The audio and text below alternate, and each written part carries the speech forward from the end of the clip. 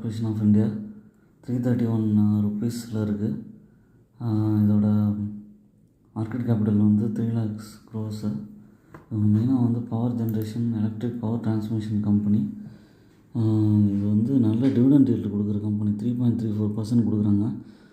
Book value 93.7, ROE வந்து 18.3%. இதோட chart pattern பார்த்திங்கன்னா எப்போவுமே ஏறிட்டே தான் இருக்குது. ஒரு அக்டோபர் 2023 ஒரு 200 ரேஞ்சிலேருந்து 300 ரூபா வந்திருக்கு. இது வந்து ஸ்லோ அண்ட் ஸ்டடியாக தான் ஏறும். பெரிய பெரிய டிப்பர்ஸ் வரும்போது அக்யூமுலேட் பண்ணுது. இங்கேயும் பார்த்திங்கன்னா இங்கே பாருங்கள், ஒரு 259 வரும்போது ப்ரொமோட்டர் ஹோல்டிங் இன்க்ரீஸ் ஆகிருக்கு.